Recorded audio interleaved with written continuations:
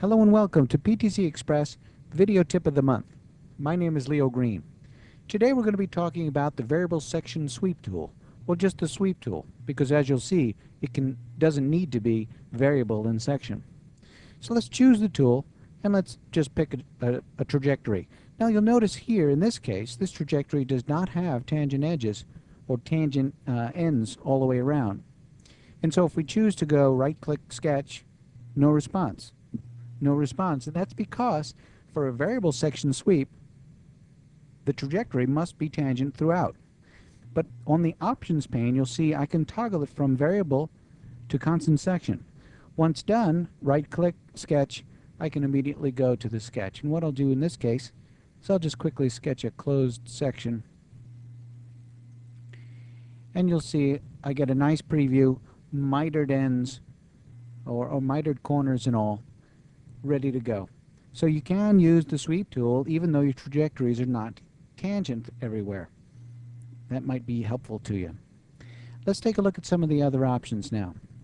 You can pick edges in advance. In this case, I'll pick one curve, holding the Shift key down, pick again, and some other curves, and you see I'll pick then a chain of edges, go to the sweep tool, then it's already selected. Right click, go to the sketch. In this case, I'll just throw in a quick circle. And there's my preview. Now, a couple of things I want to draw your attention to. If I'm looking down on the part, you'll see this face is kicked and normal to the trajectory.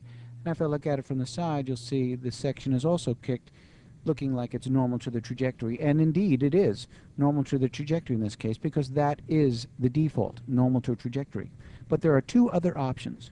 And there's two specific quantities I'd like to talk about today. And that one is the section normal plane, and then how the section normal plane is oriented, or the x vector, the direction of the horizontal. Let's take a look at the section plane control first. Normal to trajectory is the default. Let's look at normal to projection.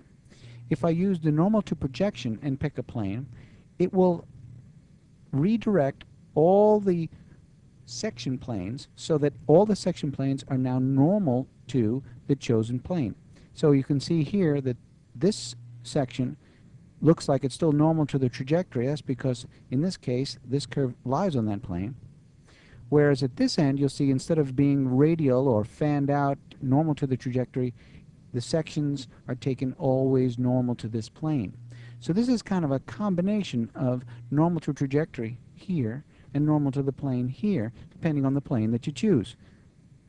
Another option is constant normal direction. In this case, I'll choose the center plane. Now you can see that the section is taken always normal, or in this case, always parallel to the chosen plane.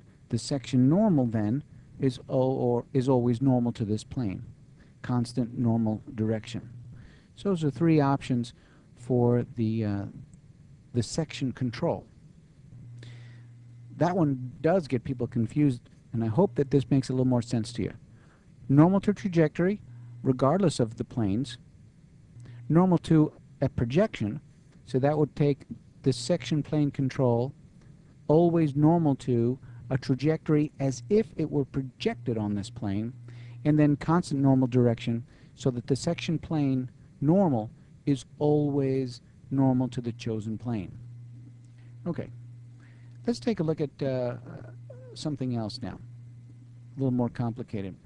I have a surface here that I'll unhide for us. This is a surface that's a compound curvature, has curvature in both directions. Let's take a look at some of the options here. If I pick this edge and go to the sweep tool, I can bring that start point around to this side. And if I go straight to the sketch, you'll see I get a section plane normal to this trajectory, horizontal vector, vertical vector, section plane normal to this trajectory, and giving me the option then to pick up that tangency. I'll just drop a line in real quick, and you see how the line forms a nice ribbon surface that picks up the tangency throughout the trajectory. But you'll notice here that because of the normal, it doesn't quite go all the way to that plane. Well, If I use perhaps one of the other options for the trajectory, I may be able to get it to go there. But let me show you a couple of things that I'd like to do differently. Edit the definition. If I'd like to use perhaps this curve as my first trajectory and then use this one as my second, it gives me a different option altogether. Watch when I go to this section now. Notice that I now have a reference for the first, but I don't have the tangency picked up for that second trajectory. If I drop a line in now, you'll see that I get a ribbon surface that's always parallel to the plane that the first trajectory is on, and it rides around along that compound complex edge. But if I want to pick up the tangency as well, that's what this box is for, T for tangency. By checking the T there, going back to the sketch, you'll see now I have a new sketch and a new sketch reference, this center line here, allowing me now, let's just remove that horizontal constraint and bring its endpoint to be on that reference. Adding a dimension that might be the length of this line now. And now I've got that ribbon surface back, but I've got now a section sketch plane that makes a little bit more sense. Well, let's say I want to pick up that section sketch in the middle of the trajectory. I can do so. I've got a point that I put on this trajectory with respect to this plane. Through the options, you'll see the sketch placement point, where I can pick this point and choose, oh, that point needs to be here. So let's put a point on this curve with respect to this plane, and then I can use that point. It's already selected for me. So when I go to my sketch is now taken here, allowing me now to do a sketch. Let's go to the sketch view. Square to the part, allowing me now to make a sketch. And let's say I use, yeah, let's do this. Let's make a conic section that comes from this point to this point, such that we have tangency over there and some angle at the bottom there. I don't need this center line. Let's bring this maybe to 110 degrees.